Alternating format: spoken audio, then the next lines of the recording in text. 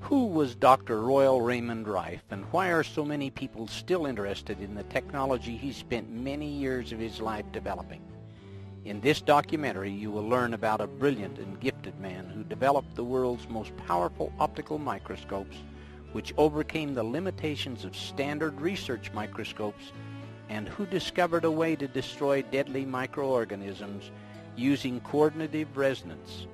Though he died in 1971, interest in his discoveries did not.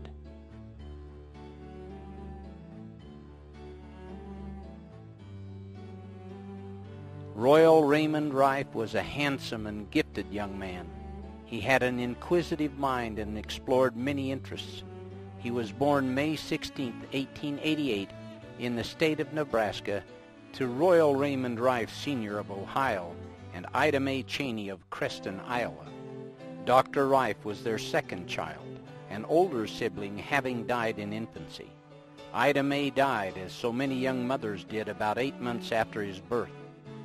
After her death, because Raiff Sr. was working 14 to 16-hour days as a mechanical engineer, he took his son to his sister, Nina Culver Raiff Dryden. She said about this difficult situation, "I raised him and brought him up as though he was my own. He lived with her from the time he was 8 months of age until the year 1905. At this time he had an interest in becoming a medical doctor and pursued this dream. He went to Johns Hopkins University to begin his medical training, and after some study, he found that he had a greater interest in the field of bacteriology. In bacteriology, he did a great deal of work which included photographing many specimens for the University of Heidelberg. Because of the great contributions Raiff made to Heidelberg University, he was given an honorary doctorate of parasitology in 1914. Because his studies of bacteria required intensive use of microscopes, Dr. Raiff developed an interest in optics and began studying in that field as well. This interest led him to New York's Zeiss Works. Zeiss microscopes were world-renowned even at that time, and Dr. Raiff studied from 1904 to 1908 with Hans Lückel, the senior optics engineer. In 1846, Carl Zeiss set up a workshop for precision mechanics and optics in Jena, Germany. 20 years later, he went into partnership with Ernst Abbe, whose theory of microscope image formation led to greatly improved microscopes. These innovations made Zeiss a world leader in optics and made it the logical place for Dr. Raiff to study microscope and lens technology. With his scientific brilliance and knowledge of optics and bacteriology, Dr. Raiff was poised to begin an incredible journey of discovery. This journey began with his move to California, where he settled in Point Loma. Somewhere around 1912, Dr. Raiff met and married his wife, Mamie Quinn. She was a wonderful wife who fully supported him in all his endeavors.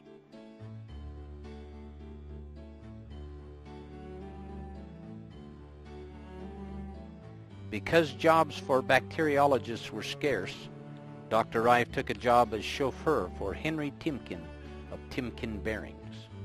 As his chauffeur, Dr. Raiff became good friends with Henry Timken, and Timken became very impressed with Raiff's knowledge. Dr. Raiff had also become an accomplished machinist, and Henry Timken had a great love of racing boats. So he had Raiff build the motor for his newest boat named the Kitty Hawk. This boat was built to compete in open sea endurance races of 100 miles. The motor Dr. Raiff machined produced 2,700 horsepower, which was amazing for 1915.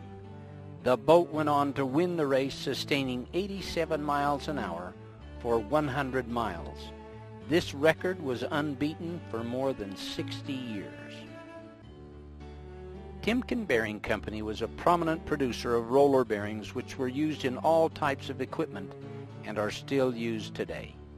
At about this same time, the company was losing a great deal of money because of defective steel, which was causing their bearings to fail.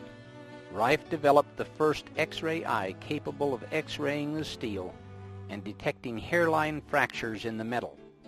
Raiff developed this eye to scan across the full width of the production line, and sound an alarm each time a flaw was detected.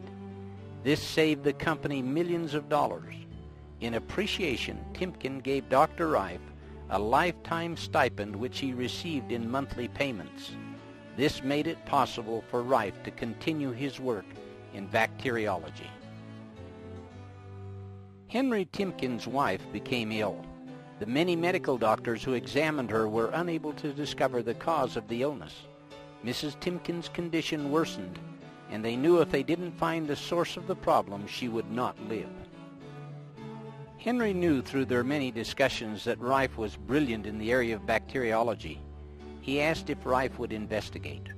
Raiff suspected that the problem might be something she was eating, so he went into the kitchen of the Timken home and took samples of all the food. He had a few standard research microscopes and was able to isolate the bacteria responsible for the problem. Mrs. Timken fully recovered from her illness. One of Henry Timken's sisters, Amelia C. Bridges, who married into the Bridges Carriage Company family, also benefited from Raiff's knowledge of bacteria. Through the years, she had many serious medical conditions and would only let medical doctors see her if Dr. Raiff was present because she trusted so much in his expertise. When she died in 1940, Raiff was devastated because he considered her to be a second mother to him. His close friends said that he shed many tears. Because of their long friendship, she left him an additional $50,000 to help with his research. As the family chauffeur, Raiff and his wife lived above the garage on the mansion's premises. This is where he had his laboratory with all the research equipment. In gratitude for saving Mrs. Timken's life and the lives of other family members, the Timken and Bridges families provided funds to establish a more well-equipped laboratory and finance Raiff's research.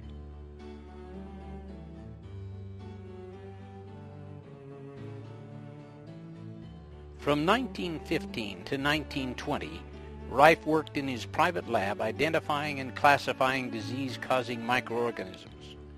By the end of 1916, he was frustrated with the standard research microscope because of the limitations in magnification. Standard research microscopes at that time, like the ones today, could only magnify a microorganism up to 2,500 times diameter. Dr. Raiff felt that with this limitation, he would never be able to find the true cause of many diseases. Raiff began his work using frequency instruments in 1921. He told a reporter in a May 6, 1938 Evening Tribune article that he also experimented with electrical stimuli on the various microorganisms, and he noticed the individualistic differences in the chemical constituents of disease organisms, saw the indication of electrical characteristics, and observed electrical polarities in the organisms. Random speculation on the observation suddenly stirred in his mind a startling, astonishing thought. What would happen if I subjected these organisms to different electrical frequencies, he wondered.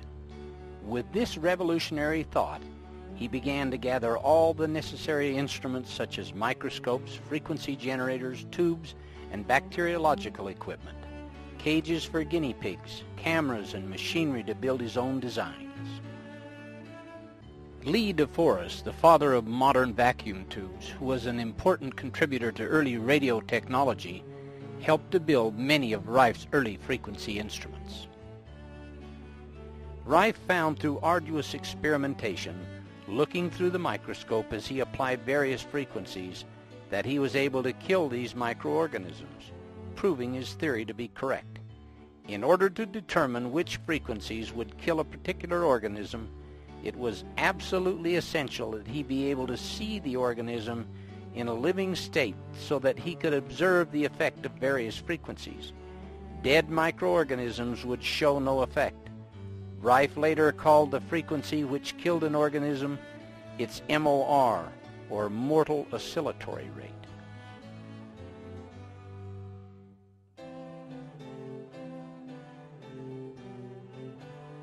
The next step was to solve the problem of high magnification called the Fraunhofer diffraction limit. This theory was that no microorganisms smaller than half a wavelength of light could be seen through a microscope. Raiff knew from his many years of studying optics at Zeiss that it was possible to build a microscope which could see microscopic organisms as small as a virus. With this goal in mind, he went to work in 1917 and by 1920 produced the world's most powerful microscope. It could magnify with a clarity of 9,000 diameters. Dr. Raiff said that this microscope could go clear up to 17,000 diameters, but not with any more clarity.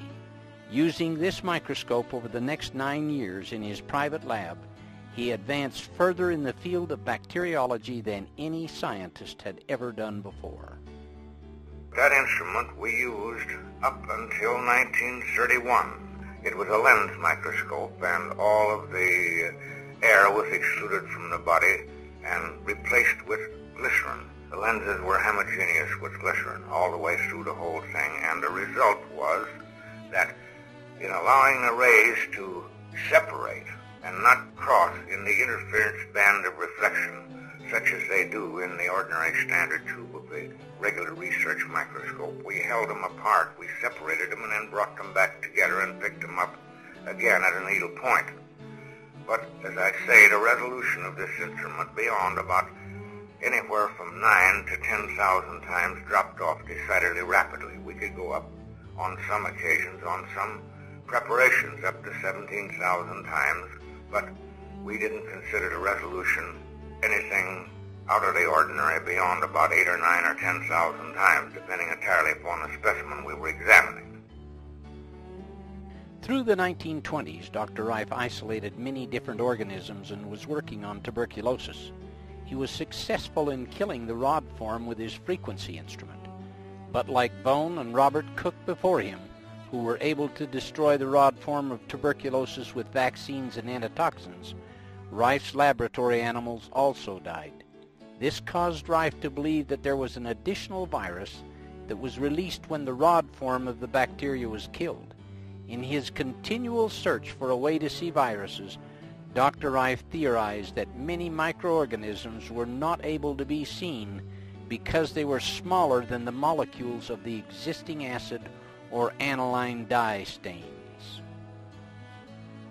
Throughout his work, Raiff had noticed that every living thing is made up of chemicals and has its own unique chemical constituency. In his lab, he had been using a spectrographic microscope that could identify the chemicals in an organism by the color refraction index. Knowing that each chemical, when illuminated, gave off a specific color of light, he conceived the idea of staining the virus with light. This dispensed with the need for staining specimens and made it possible to use a frequency of light to coordinate with the chemical constituents of the particle or microorganism under observation. He developed and patented a 2,000 candle power lamp which provided the necessary light. This lamp, when used with the Risley prisms, made it possible to separate the specific frequencies of light. In an article in the June 1931 Popular Science magazine, the method of lighting was explained. An electric light of 2,000 candle power falls upon the center of this microscopic movie studio, a tiny spot on the thin slab of transparent quartz that bears the germs. Above it, 16 of the finest quartz lenses obtainable, immersed in glycerin, magnify the dimensions of each germ 12,000 times. Designed by Raiff himself, this apparatus is one of the most powerful microscopes in the world. Its magnification compares with the 2,000 diameter enlargement of microscopes commonly used in research laboratories and in medical examinations. The November 21, 1931 LA Times had an article also explaining Dr. Raif's use of light. Due to the fact that images are borne to the eye by light waves measuring about 1/51,000th of an inch in length, it has been supposed that no object considerably less than that in length would be seen by the human eye. By the use of quartz prisms, It is understood that Dr. Raiff has broken up the light waves, making it possible to bring impossibly small objects to view. Through the new microscope, according to estimates, an object measuring 1/100,000th of an inch in diameter would be magnified to appear 1/6 of an inch in diameter. Another California newspaper article dated December 12, 1931, entitled "Newest Microscope Will Trail Unknown Germs to Their Lairs," says, Dr. Raiff said that parts for his microscope were made in many parts of the world. He said he used quartz glass entirely because it allows from 48 to 50% more light than other kinds of glass. He said he uses a 2,000 candle power illumination unit with the instrument. The beam of the light is cold, he said, and he has had a living specimen under it for 5 or 6 hours without evaporation from heat. With this new capability of staining microorganisms with a frequency of light that coordinated with their chemical constituents, Raiff was able to see the virus form of tuberculosis which was released when the rod form was destroyed. He was then able to find the frequency which would kill the virus. For instance, our tubercular work. I worked a great deal on that. I isolated a virus from tuberculosis, which I consider is what was heretofore known as the so-called poison molecular bomb in front of Ann Arbor here 34 years ago, isolated. He didn't isolate the organism, but he isolated a chemical particle. So, more of our known work. Go back to the time of Koch when he originally isolated the virus of tuberculosis. He produces vaccines and antitoxins that would kill the bacillus of tuberculosis, but it would kill the patient simply because with any known method or means that you release from this tuberculobacillus, this virus or this so-called poison molecule or bomb, it reacts upon the dead body of the rod and produces toxemia and death. 100% in your experimental animals and your patients also. But we find an electronic frequency that we was experimenting with at that time with our device where we kill these different bacteria by this electronic frequency. We found the frequency of the virus. We found the frequency of the rod, which we had for years, of course. But if we use the two of them simultaneously over the same carrier wave, the patient gets well, and the guinea pig gets well. But if you use one or either individually, you either kill the patient or you don't do nothing.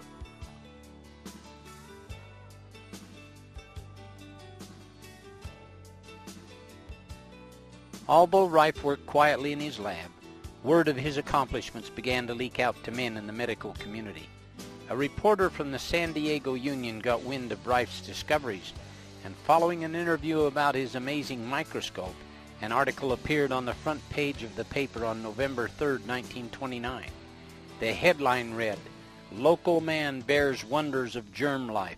The article went on to describe photos of several microorganisms Raiff had isolated and filmed. After this article, he was featured in many other prominent newspapers and magazines. As news of his accomplishments spread, doctors and bacteriologists from all over the world eventually came to San Diego to see for themselves the microscope and the new discoveries they had been hearing so much about.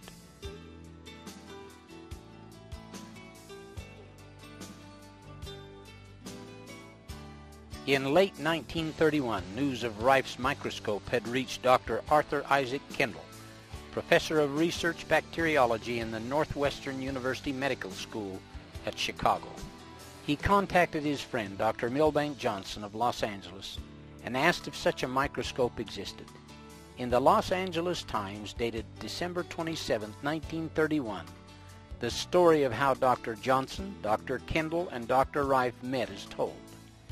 Having heard about a wonder microscope said to have been invented by a young San Diegan, Dr. Kendall asked his friend Dr. Milbank Johnson of Los Angeles if such a microscope existed. Dr. Johnson did not know about it but undertook to find out. Accompanied by Drs. Alvin G. Ford, Joseph D. Heitker, and Fosdick Jones, all of Pasadena, he drove to San Diego and found Royal Raymond Raiff and a new kind of microscope which he had been developing as a hobby during the past 17 years. Designed on a new plan entirely, this microscope has 6 quartz lenses, giving it a magnifying power 8 times greater than the high-powered microscopes used by physicists. Dr. Milbank Johnson arranged for Dr. Kendall and Dr. Raiff to get together at the Pasadena hospital. This meeting between Raiff and these doctors was an important milestone in his work. Dr. Kendall brought with him cultures of the typhoid bacillus which he had grown on his K medium, a protein culture medium which he had developed. This medium enabled the filterable virus portions of a bacteria to be isolated and to continue reproducing without the need of living tissue for reproduction. There was and still is an ongoing disagreement about whether bacteria could change from a filterable virus-sized form to the normal bacillus which can be observed through a standard microscope. I eventually built my first high-powered microscope with that instrument. Arthur Kendall and I, working jointly in the Pasadena General Hospital, succeeded in isolating what we classify the first filterable form of bacteria ever seen. It was isolated from the Bacillus typhosus from cultures that Dr. Kendall brought from his laboratory in Northwestern University in Chicago. And we succeeded definitely in isolating a filterable form of that bacteria. We succeeded in isolating this organism using a Kendall media. It's known as Kendall media. Now that is what Kendall used for the isolation or bringing out this Bacillus typhosus in the filterable state, which is published in the Californian Western Medicine in 1931, our joint report on that.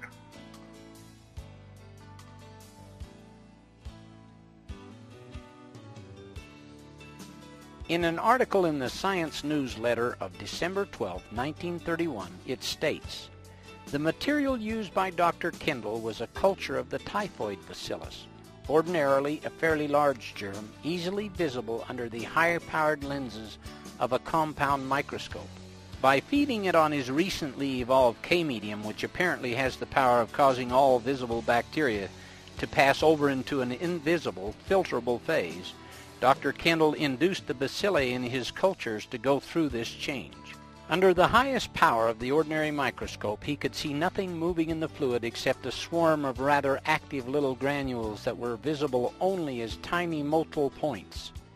Examined with the Raiff microscope, however, these points became plainly visible as small, oval, actively moving bodies, turquoise blue in color. These appeared in all the cultures and could be transferred from one culture to another through the fine pored filters. So Dr. Kendall considers them to be the actual filterable forms of the typhoid bacillus." Using Raiff's microscope and Kendall's medium, the doctors were able to observe 3 stages of the development of the typhoid bacillus. This experiment showed that viruses and bacteria were capable of mutating or changing their form, a fact understood today, but one which generated much controversy then. At a later date, they found the MOR frequency to kill the typhoid. From this point on, Raiff's microscope and work received a great deal of recognition. He ended up working very closely with Dr. Alvin G. Ford, the pathologist at Pasadena Hospital, who later became president of the American Association of Pathologists, and Dr. Milbank Johnson, then medical director of the Pacific Mutual Life Insurance Company. Dr. Johnson became Raiff's most powerful advocate, introducing him to other doctors and making it possible for Raiff to move his discoveries forward in a major way.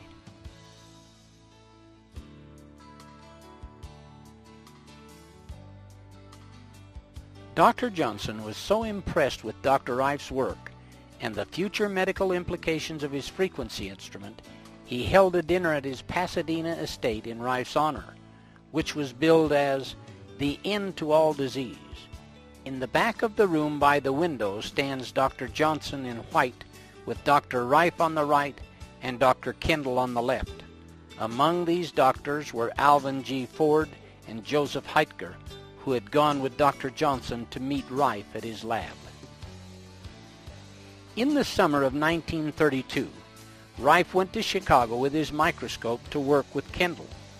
Kendall invited world-renowned bacteriologist E.C. Rosenau of the Mayo Clinic's Division of Experimental Bacteriology in Rochester, Minnesota, to come and use Raiff's microscope. Rosenau had heard of Raiff from a former patient of his who happened to be Henry H. Timken, the same man who had been financing Raiff and his laboratory. Rosenau, Kendall, and Raiff re-verified the experiments Raiff and Kendall had done a few months before. I worked for Miss Rosenau. He worked with me. I worked with him, whatever you call it, 14 years on poliomyelitis. He worked entirely on the brain emotion. He was the head of the Department of Research Bacteriology of Mayo in Rochester, and he said, they want me to scrap the work. I said, hold everything. So I was going back to work with Arthur Kendall at Northwestern University at that time. We checked on some of the previous work we'd done the year before. I said, I'm coming back. I said, bring your trash down. We went through it. I found it in the spinal fluid. He'd been working 14 years on the brain emotion, and he was a great theorist on streptococcus. Everything with streptococcus was Rosenau. And of course, he worked almost entirely on anatoxins and vaccines. The albino rabbit was the only one that was susceptible to the true inoculation of the poliomyelitis.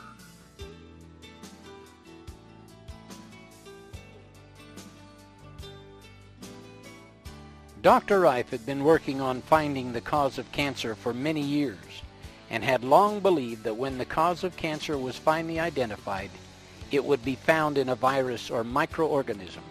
He had spent many years looking for this microorganism with his microscope. He had sectioned 20,000 tissue samples with no success. Kendall's K-medium was exactly what he needed to help him find the cancer virus. An article in the San Diego Evening Tribune on May 11, 1938, told about the events that led to the discovery of the cancer virus in 1932. The reporter's article summarized what Dr. Raiff said.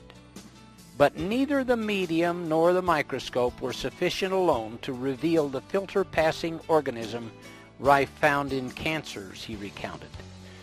It was an added treatment which he found virtually by chance that finally made this possible, he related.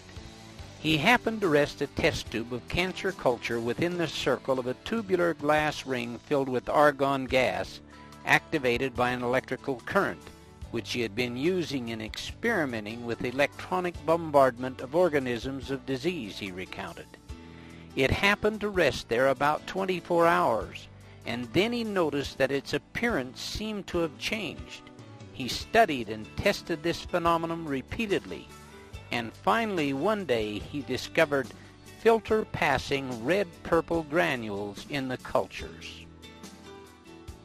Raiff called this organism Bacillus X or BX. He found that the organism was pleomorphic, and he named another larger form of it the BY. BX was for carcinoma, and BY was for sarcoma. He went on to isolate many other disease-causing organisms. The same article in the San Diego Evening Tribune on May 11, 1938 stated, among the filter-passing forms he reported isolated were those for cancer, although he frankly declares that he is not yet positive that this is the direct cause of the dread disease. B. coli, the seemingly harmless bacillus, which always seems to accompany the harmful typhoid bacillus. Tuberculosis, sarcoma, the tumorous disease similar to cancer but less deadly, infantile paralysis, streptococcus and staphylococcus infections, and herpes encephalitis and encephalitis lethargica, both infectious ailments of the brain and nervous system. Success in the search began to come when Dr. Arthur I. Kendall, head of the Department of Research Bacteriology at Northwestern University Medical College, joined him in a phase of the work and suggested a culture medium which proved to be a phase in making the hitherto unseen viruses visible. In later years, Rife's research made him certain that he had found the viral cause of cancer. Many other doctors who came to Rife's laboratory in the early 1930s also believed he had. A July 31, 1949 article in the San Diego Union said, "Mankind's long search for a cancer cure may be in sight as the end product of laboratory experiments conducted in San Diego 15 years ago. These experiments and the discoveries they yielded are credited to Dr. Royal R. Raiff, 62, of 3676 Zola Street, a laboratory technician now retired.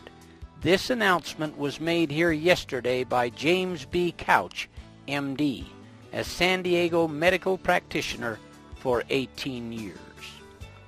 Dr. Couch also said, he also visited Dr. O. Cameron Gruner, former director of the Archibald Cancer Research Fund at McGill University, and discussed Gruner's recent work in cancer research. He recalled that Gruner made several visits to San Diego 14 years ago to study reported discoveries by Dr. Raiff of a virus connected with cancerous tumors. Gruner told Dr. Couch he was satisfied that Dr. Raif's large microscope, for which Raiff claimed 25,000 areas magnification, had revealed a virus. He said further that the work he then did with Raiff at his Point Loma laboratory and follow-up researches at McGill University had confirmed that tumorous growths positively could be produced by the virus discovered in San Diego.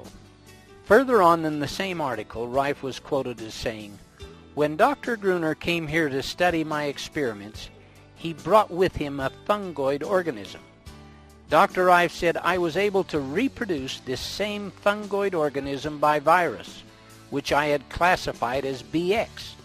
I was also able to distill my virus back from the fungoid organism. I produced cancer in hundreds of animals. I completed the cycle from virus to cancer and back 104 times. I discovered that the virus organism gets in the blood of the victim at one stage of the growth." As far back as 1920, I conceived the idea and the possibility of when the causative agent of malignancy, so-called cancer, would be discovered and found and proven that it would be caused by a microorganism. Of course, reception that I received that far back from the medical profession and scientists was nil, but I kept at the work and I succeeded in eventually isolating a virus.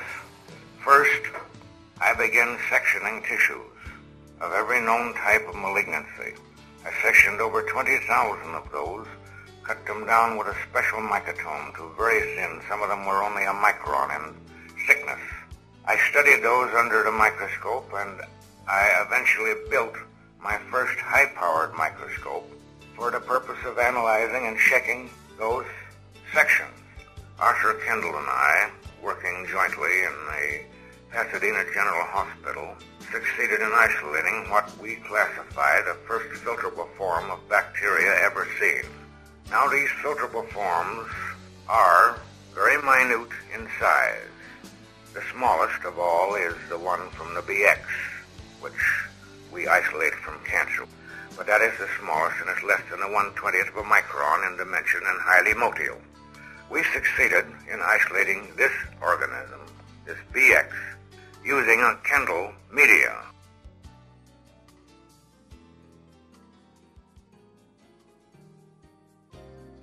Through the 40 years that Raiff spent researching microorganisms and developing all kinds of equipment to aid him, he won 14 government awards for scientific discoveries and an honorary medical degree from the University of Heidelberg. During this period, he developed and built 5 virus microscopes, 4 of which were prismatic. His first microscope, built in 1920, used round quartz lenses, and the gaps in between were filled with glycerin. He used this instrument up until 1933. The others he built after this were the prismatic type, using block crystal quartz that obtained much higher magnification. The most sophisticated one is his number 3 microscope, which was called the universal microscope. This microscope was the one mentioned in the previous article that had 25,000 areas magnification. The universal microscope was built by Dr. Rайф in 1933. This was and still is the world's most powerful light source microscope.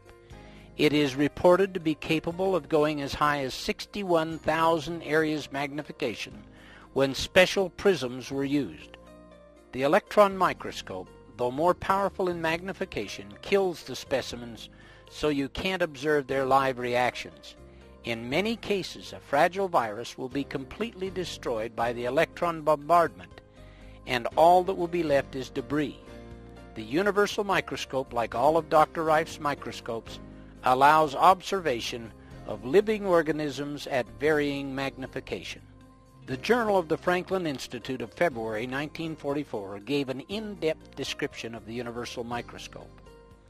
The universal microscope, developed in 1933, consists of 5,682 parts and is so called because of its adaptability in all fields of microscopical work, being fully equipped with separate substage condenser units for transmitted and monochromatic beam, dark field, polarized, and slit ultra illumination, including also a special device for crystallography, the entire optical system of lenses and prisms, as well as the illuminating units are made of block crystal quartz, quartz being especially transparent to ultraviolet radiations. The illuminating unit, used for examining the filterable forms of disease organisms, contains 14 lenses and prisms, 3 of which are in the high-intensity incandescent lamp, 4 in the Risley prism, and 7 in the achromatic condenser.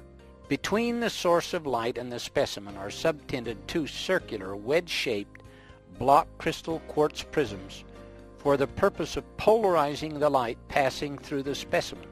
A monochromatic beam of light corresponding exactly to the frequency of the organism is then sent up through the specimen and the direct transmitted light, thus enabling the observer to view the organism stained in its true chemical color and revealing its own individual structure in a field which is brilliant with light. The objectives used on the universal are a 1.12 dry lens, a 1.16 water immersion, a 1.18 oil immersion, and a 1.25 oil immersion. The rays of light refracted by the specimen enter the objective and are then carried up the tube in parallel rays through 21 light bends to the ocular, a tolerance of less than 1 wavelength of visible light only being permitted in the core beam. The rays start their rise parallel to each other, but just as they are about to cross, a specially designed quartz prism is inserted which serves to pull them out parallel again, another prism being inserted each time the rays are about ready to cross. Thus, the greatest distance that the image in the universal is projected through any one media, either quartz or air, is 30 millimeters instead of the 160, 180, or 190 millimeters, as in the empty or air-filled tube of an ordinary microscope. Under the universal microscope, disease organisms such as those of tuberculosis, cancer, sarcoma, streptococcus, typhoid, staphylococcus, leprosy, hoof and mouth disease, and others may be observed to succumb when exposed to certain lethal frequencies, coordinated with the particular frequencies peculiar to each individual organism and directed upon them by rays covering a wide range of waves. Because the universal microscope had the ability to use all type of microscopical work, it was very complicated. It cost over $250,000 to build in 1933, equaling a little over $11 million today. This instrument, along with the other sophisticated instruments Dr. Rайф built, made it possible for him to find the many frequencies that would kill all the different types of microorganisms which he was isolating. The universal microscope embodies all the field of polarization. embodies the polarized light, the true polarized light of the spectrographical micropolariscope. And it embodies the field of refractability. And we believe that this instrument will open fields that have never been seen before by the human eye.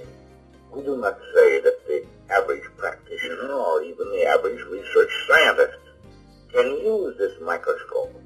He will have to be trained because the delicate adjustments of this instrument far surpasses anything that's ever been wielded in the field of microscopy. As an example, the fine adjustment of this instrument requires 7 complete revolutions for the movement of the object 1 micron. The control of the thing is built to the limit of human precision. And we will carry on farther with this instrument. What I wish to stress at this moment is the importance of the control of the illumination of any field of microscopy, regardless whether it's the ordinary microscope that's used by our student, or the practitioner, or the research man in the laboratory, or the scientist that's working in the field of filterable virus. This color chart was created by Dr. Raiff to show the entire spectrum of frequency waves he was testing, including infrared, ultraviolet, and X-rays. He assigned colors to different sets of frequencies, from the audio range represented by the keyboard all the way through the radio spectrum up to the 110 megahertz. Though in his frequency instruments he never used a frequency higher than 20 megahertz on any microorganism, he found through his research that there were many different harmonics of frequencies that would kill the various microorganisms.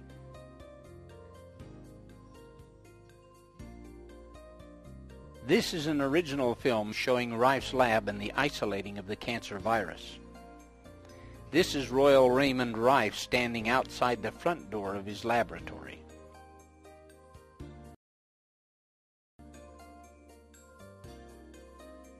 When Raiff isolated the cancer virus in 1931, he took an unulcerated human breast mass from the Paradise Valley Sanitarium and Hospital, donated by Dr. R.T. Hammer, who was the assistant superintendent. Portions of this tumor were cut out and filtered through a triple-aught porcelain Berkefeld filter, which gave about 10 micron filtration. The virus could readily pass through a filter of this degree of tolerance. The test tubes that are shown here were irradiated for 24 hours with argon gas. This irradiation caused the virus to become virulent. Raiff could then grow tumors in weeks instead of months. The argon gas ionized the virus, and to counter this, the test tubes were placed in a 2-inch water vacuum and heated at near body temperature for 24 hours. This method of ionization and oxidation brought the chemical refraction of BX out of the ultraviolet and into the visible band of the spectrum. Every time one test tube disappears, it means there's an elapsed time period of 24 hours.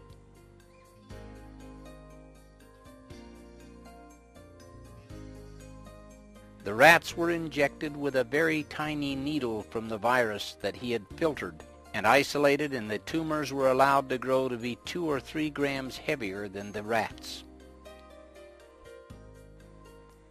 Here Raiff shows the injecting of the cancer virus into the rat. The mammary gland was used in the rat because cancer virus came out of the mammary gland of a human breast mass.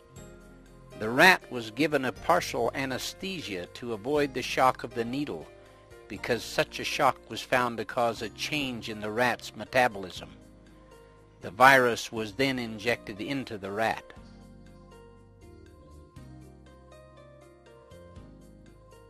Raiff would then allow the cancer tumors to grow. Here you can see the large tumor in the rat. He would surgically remove the tumor and treat the rat with his ray tube instruments.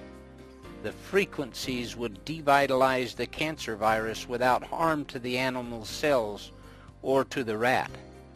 Raiff used special glasses with high magnification during his operations in order to perform the fine details of the tumor removal. The tumor is tied off and cut away. the cancer virus can again be isolated from that tumor and then injected into other rats. Raiff went through this procedure 411 times to prove that the virus he isolated was the cause of the cancer tumor. This shows the tumor coming out of a solution of triple distilled water. A portion of that tumor is being cut away so that you can observe the cancer virus under Raiff's microscope. Raiff had the only microscope in the world that could see the cancer virus or any other virus alive, and he studied them for years.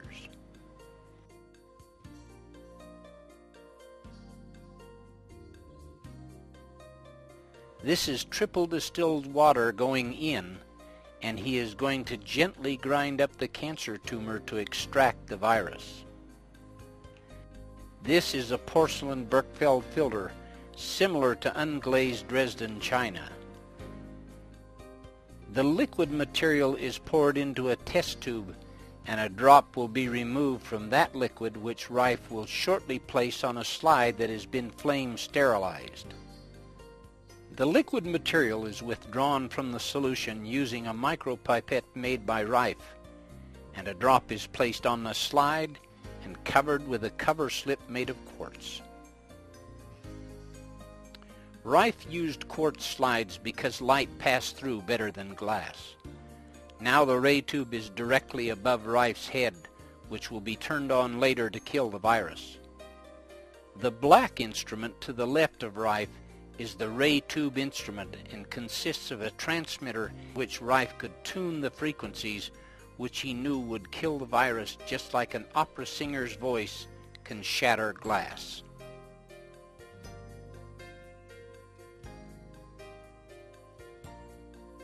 Now these are the first pictures ever made of the cancer virus. These cancer viruses were motile and streamlined, shaped like a fish.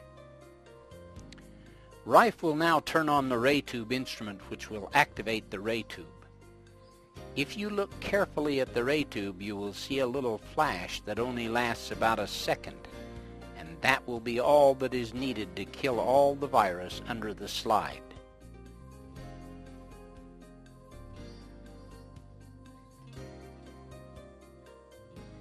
This shows the virus after it had been treated with the ray tube, which has a resonant frequency that killed the virus, and they are all clumped together in the field of the microscope.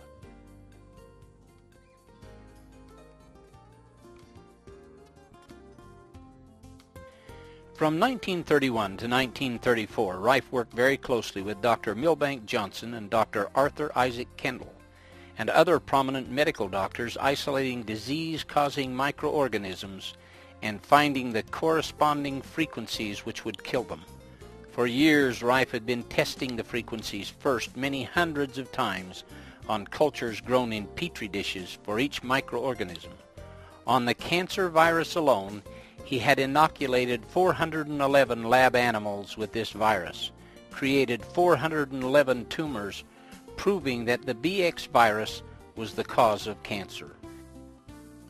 Then he used his frequency instrument on many of the animals to eliminate the tumors.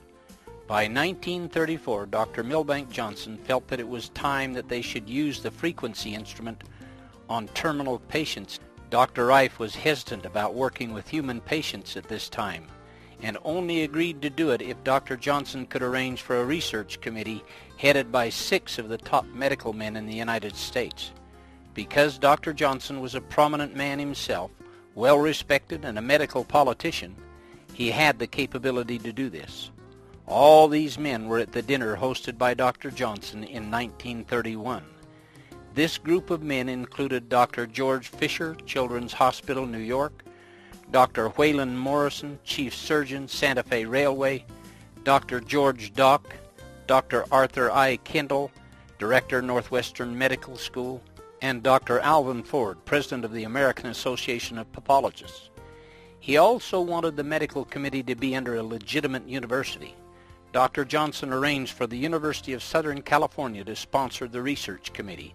With all these requirements in place under Dr. Johnson's control, the clinic of 1934 was ready. Now they would see if the instrument would work on terminally ill patients who had no hope. The clinic lasted approximately 70 days and was held at the Ellen Scripps home near the Scripps Institute Annex in La Jolla.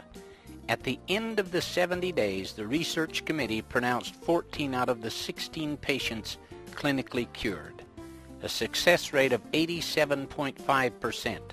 The remaining 2 patients had not fully recovered by the end of the clinic, and Dr. Johnson chose Dr. Couch to finish up with their treatments. 60 days after that, those patients had completely recovered as well. One sad note is that one of the patients who had recovered from the cancer gorged himself on sardines and other food.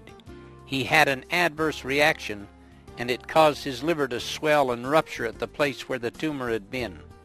Dr. Couch said the autopsy showed he had hemorrhaged to death, but there was no evidence of any cancer. We had a clinic in 34 in La Jolla. Dr. Novak Johnson, a friend of mine, that was in Los Angeles. Well, he was one of the big brands of the Pacific Mutual Life Insurance Company, and one a millionaire. Incidentally, he was a medical politician, and he had a big whip. He could kind of show these boys in shape a little bit. And so we had this clinic. I didn't want to go it, but he said, all right, let's go ahead. That was just shortly after Miss Ellen Scripps died out there, and he rented a whole Ellen Scripps home. We run a clinic out there. We was there 90 days. We actually run a clinic about, I would say 70 days. We did actual clinical work. And first I told him I wanted it done in a legitimate order. First I told him, I said, I want you to surround on this committee with us a group of 6 of the biggest men you could pick in the United States. I said, you're a politician enough, you can do that. Which he did. We got Fisher of New York, we got Waylon Morrison, we got George Docks of Pasadena, and so on. Then I says, I want as our pathologist, I want Alvin Ford, which is a friend of both of us, of course. But he says, good Lord, he says, you've looked at 1,000 tissues to Alvin's 1. It don't make any difference. I says, he is the president of the American Association of Pathologists. And I said, I want his name on every one of the cases we treat. Now I says, I want you to organize a special medical research committee under a bona fide university, which we did under the University of Southern California, which Dr. Johnson contributed their library and so on and so forth. Why, he carried a weight there too. We did it. We run the clinic. We got through. We did all the reports, photographs before and after, this, that, and the other, of our 16 cases we had.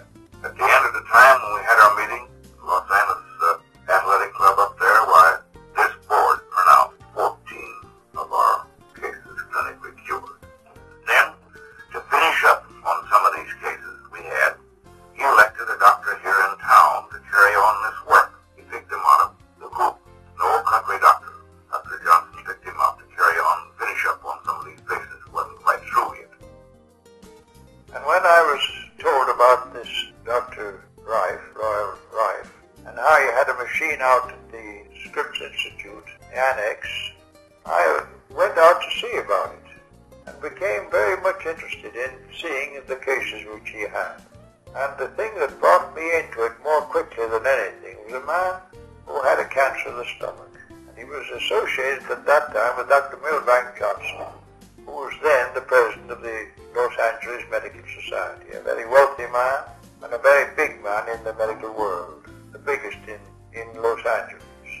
And he had hired this annex for this demonstration over a summer of time, several months. And in that period of time I saw many things, and the one that impressed me most was a man who staggered into a table just on the last end of cancer. He was a bag of bones. And as he lay on the bed, Dr. Raiff, Dr. Milbank Johnson said, if you just feel that man's stomach, don't you? So I put my hand on what was the cavity where his stomach was underneath, and he was just a cavity almost. He was so thin. And backbone and belly were just about touching each other. And I put my hand on his stomach, which was one solid, hard mass, about just what I could cover with my hand, somewhat of the shape of a heart. And it was absolutely solid. And I thought to myself, well, nothing can be done for that. However, they gave him a treatment of the Raiff frequencies, and in the course of time, over a period of 6 weeks to 2 months, to my astonishment, he completely recovered. Because of the success of the 1934 clinic, several doctors acquired the frequency instruments and began using them on patients. Dr. Milbank Johnson acquired a frequency instrument and used it in his clinic until his death in 1944. Other clinical trials were done in 1935, 36, and 37 and later, and the success rate in those clinics was around 90%. In these clinics, all kinds of conditions were treated.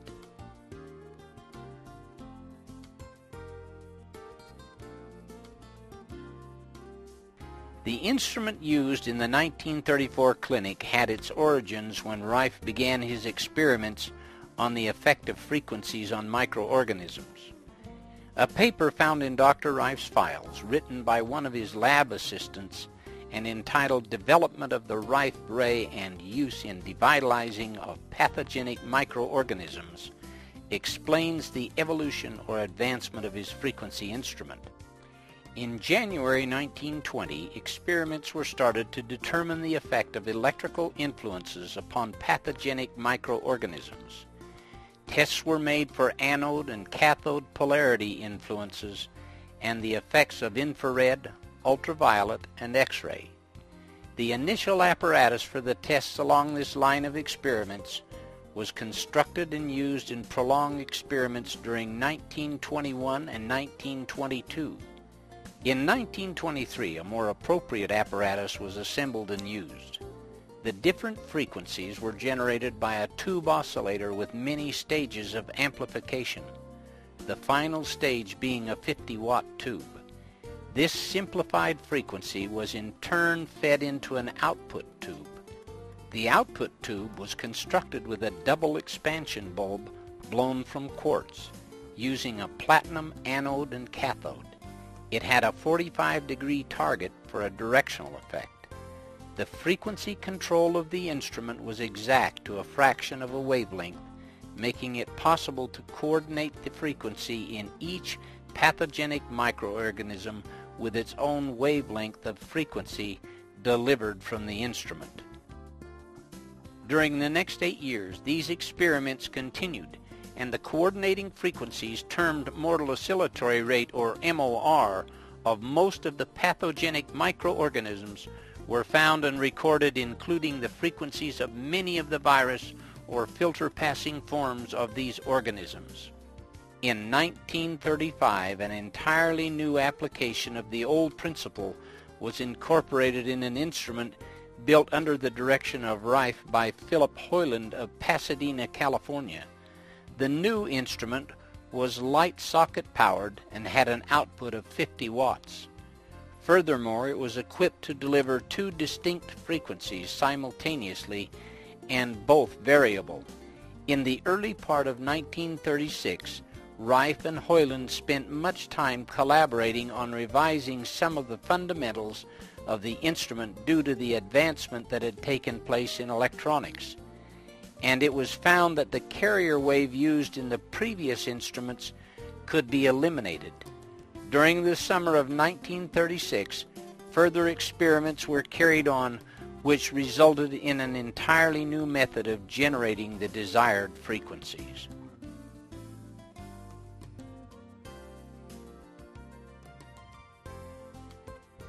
By 1937, several men, including Philip Hoyland, Dr. Couch, and Ben Cullen, a longtime friend of Raiff, came to Dr. Raiff with the idea of starting a company that would have the right to build and sell the frequency instruments to doctors worldwide. Raiff, after much consideration, decided to go ahead, and Beam Ray Corporation was born. The company initially built 14 instruments, and they were sold to medical doctors. Most of the doctors were happy with the results achieved by the instruments. However, 2 of the machines which were shipped to doctors in England did not work as promised. Philip Hoyland had been contracted by Dr. Raiff and the University of Southern California Medical Committee to build Rife's instruments in 1934. As an electronic engineer and the technical director of Beamray, he was supposed to make sure the instruments worked properly. He did not fulfill his agreement. As happens so often with new successful inventions, there were many wanting to be a part of this endeavor. One such man was Dr. Morris Fishbein. He tried to buy in through his representatives in Los Angeles. His offer was turned down, and he used all the power he could to try and get control of Beamray. His representatives met with Hoyland, who at that time was dissatisfied with his part in the company, and offered him $25,000 to help get control of the company. Subsequently, a lawsuit was brought by Philip Hoyland against Beamray Corporation, alleging that the company was not able to meet its financial obligations and that the board of directors should be dismissed and he should be put in control. It was found in the court proceedings that the AMA, through Fishbein, was attempting to take control of the company. Beamray won their case, but it left them penniless after the legal bills were paid. The judge in the case offered to represent Beamray in a suit against the AMA, but because they were financially bankrupt, it was impossible to pursue legal action at that time. Ironically, it is possible that if Fishbein had been able to get control of Beamray, he would have paid Dr. Raiff only a royalty, and the instruments could be in every hospital today.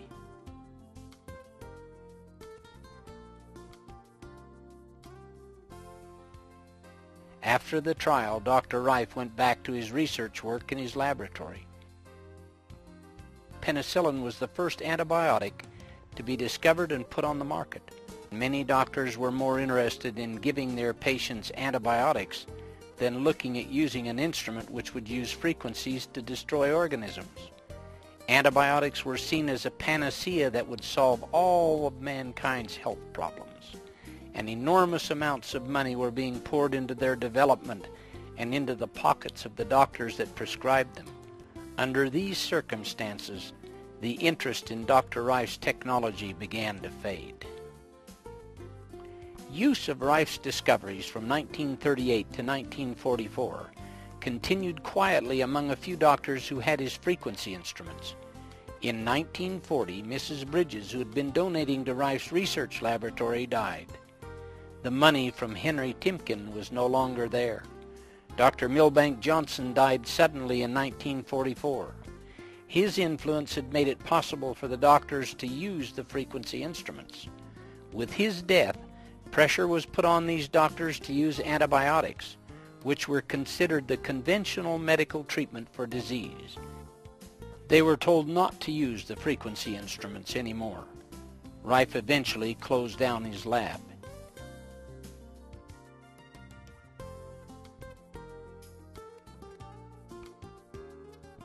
In 1950, John Crane came to purchase a drafting set that Dr. Raiff had to sell. Crane became interested in the research that Dr. Raiff had been working on. By 1953, Dr. Raiff, John Crane, and John Marsh formed a company called Life Labs Incorporated and began again to try and reintroduce the instruments to doctors. Antibiotics and many other drugs were not giving the results that had been anticipated, and new doctors were more willing to take a look at Raif's frequency instrument.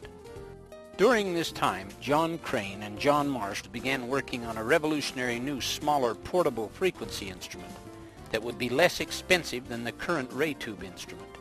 At that time, the ray tube instrument cost $7,500, which was equivalent to the cost of an average home. Even doctors found it expensive to purchase.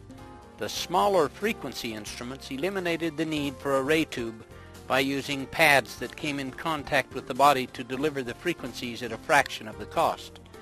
Because these instruments were smaller and came in contact with the body, they didn't need to have the same power as the ray tube unit. Due to cost and size, the RF carrier frequency portion that Dr. Raiff normally used was left out to see how well they would work. Preliminary tests were encouraging, but the results were found to be extremely limited without the RF carrier frequency portion. Scientific tests have proven why Dr. Raif's use of an RF carrier is so important. It takes at least 1 megahertz to penetrate and go through the cells in the body. Frequencies lower than 1 megahertz were found to travel only through the connective tissue between the cells. Therefore, any instrument should have and use one of Dr. Rife's carrier frequencies, which ranged from 2.4 to 4.6 megahertz.